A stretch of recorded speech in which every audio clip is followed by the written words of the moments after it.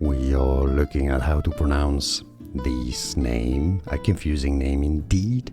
We're going to be looking at how to say more confusing names that many people struggle with, including the name of the Serbian professional basketball player. So stay tuned until the end of the video and to the channel to learn more. So that's a name from the Balkans, Southern Eastern Europe, countries like Serbia, Croatia.